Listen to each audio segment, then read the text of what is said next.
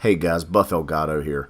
Before I start this video off, I just want to say thank you to everyone. We finally hit 1,000 subscribers on this YouTube channel. I could not have done it without you guys, so thank you so much for this great milestone. Alright, some of these tips are going to be for beginners. I know the game's only been out for a few days, so I guess we all are, but some are going to be more advanced. So if you've been playing the game for the past few days, you might know most of these, but hopefully if I can touch on one tip that you might not know and help you out, that's what I'm here for. So let's go ahead and begin. Also, look for digital threat sights. They are the gold legendary sights. They can go onto pistols and shotguns and SMGs. They see through smoke.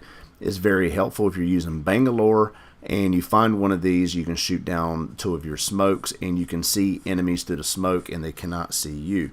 Another very simple tip is to wall climb. If there's a wall that you cannot jump up on, if you run and hold down the jump button, your character will climb up pretty high, more than normal. Despite what some people believe, all characters have the same health, they all take the same amount of damage if they have the same armor on, and all characters run at the same speed, no matter how big, how small. Even the devs have confirmed this. If you put your gun away, they all run at the exact same speed. The thing that tricks you is the bigger guys, their arm movement moves slower, where the smaller people, their arms move faster, but the total sprint speed is exactly the same. Okay, player abilities. Every player has 3 abilities. You need to know which players go well together. Bloodhound and Bangalore go great together because Bloodhound, his ultimate, he can see through smoke.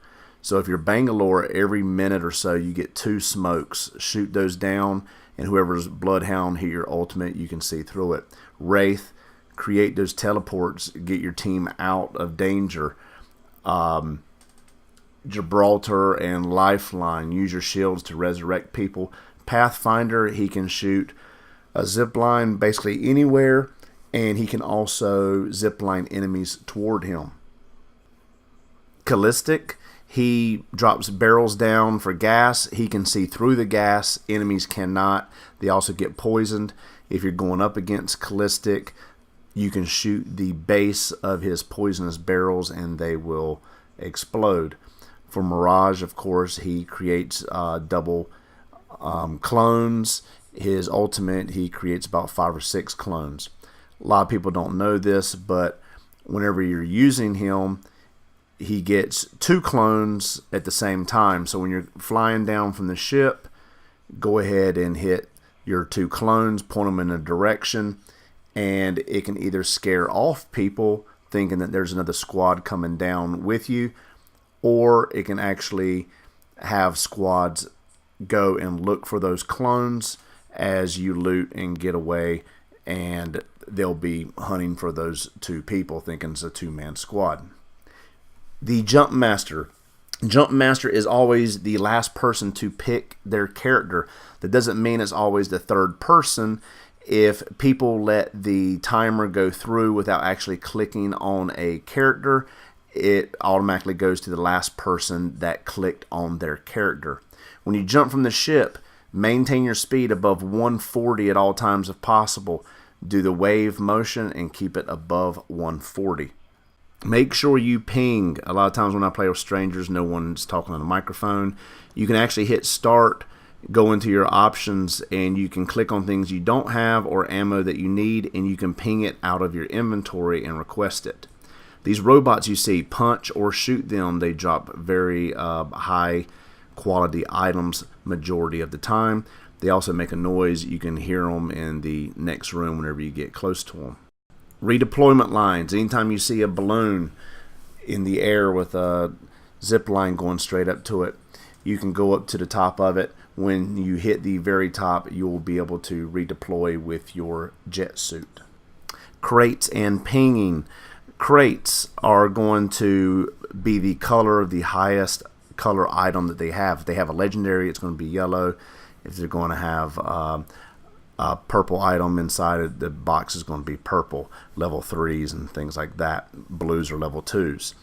Also, ping items if a teammate ping something for you and you really need it, click ping on it and your character will call dibs. It'll also stay on your map a lot longer and you won't be able to lose it. It also lets your other teammates know that you're the one that wants it. When you open up crates, you can actually ping things inside the crates, letting your buddies know where the items are located. Gold items. You can pick up gold items when they're fully decked out like this one. The thing is, they only come with a certain amount of ammo. Once the ammo runs out, you will not be able to replenish it and the gun is useless. You cannot take parts off of it and you cannot put more ammo inside of them. If you find gold equipment like a helmet, the helmet creates your tacticals and ultimates to recharge faster. The gold armor will give you a full shield if you execute someone. A gold backpack will let you use meds faster and your shields faster. And if you have a gold shield, you will be able to revive yourself if you go down. The only thing is, when you go to revive yourself, your shield will fall and you are exposed to being shot as you're trying to do that. When you run and slide a little ways, jump, slide a little bit more, jump. Keep doing this and you'll be harder to hit. Also, if you're trying to slide behind cover, at the very end of the slide, if you go to punch, your guy will lunge and you'll go a few feet further. Also, you can use this to slide into someone, hit the punch button, and you'll go into a sliding uppercut on them, dealing more damage. Sniper scopes have range finders. You'll see the number at the top right, see how far away your target is, and then adjust accordingly. Also, grenades have a 4-second timer on them. If someone runs in and grabs all the ammo next to a gun on the ground, don't worry. Every single gun comes automatically with one full magazine of bullets. High tier crates will be randomly dropped by the computer. These will be marked on your map for a few seconds by blue flashing circles. I see a lot of people complaining about the intro music is too loud. Well, common sense. Go into audio, turn down your music volume. I turn down the music volume and the lobby music volume, and it is much more bearable. Also, whenever you go to settings, one thing I like to do is I like to go over to gameplay and I will turn the damage meter from stacking over to floating. It creates a lot less numbers, less confusing whenever you damage an enemy. If you're going into an area where you think there might be enemies or you might hear footsteps, if you run up and climb up on a wall and let go of the forward button moving you forward, your guy will hang there and you will be able to peek over. Just watch out that you don't get headshotted.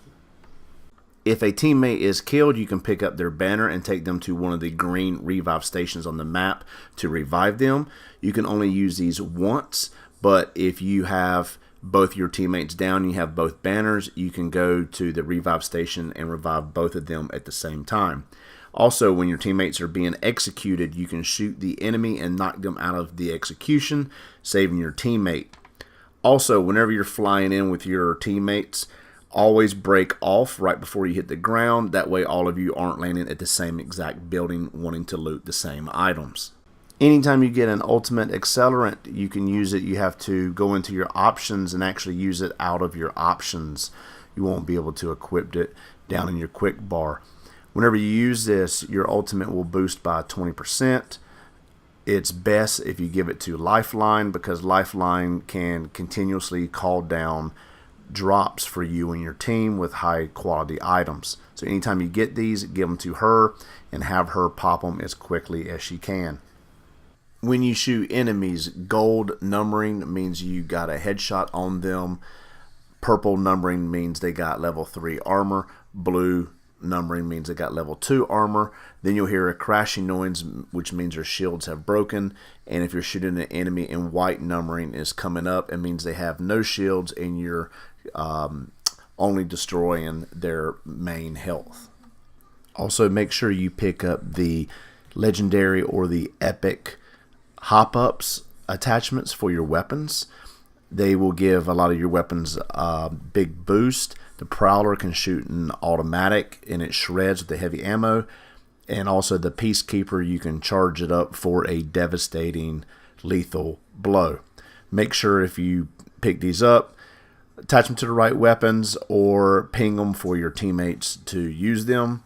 As you can see here, these are the attachments. I have one for each gun in my inventory. Doors can be kicked open if you run and hit the melee button against them. Sometimes boxes can block the door, or other people can block the door or keep shutting them. 2 hits will break the door, or a grenade will also destroy the door. If you go to the tutorial, I found 3 Nessie dolls hidden in the tutorial section. These can't be destroyed, they can't be picked up. So far, I have not yet found out if there's a secret behind them or if there's an Easter egg. There are 3 so far that I found. There could be more. I have not tested to see, since it's a 3-man squad, if 2 other people can come with you in tutorial. Maybe you have to do something to them at the same time. I'm not exactly sure. I would love to hear it if somebody out there can figure this out. And guys, that is it. I hope that at least one of these you didn't know, and maybe I helped you with it. Again, thank you for watching. Thanks for subscribing. Thank you for the 1,000 subscriber milestone. Please share this. Please like, and I'll see you in the next one.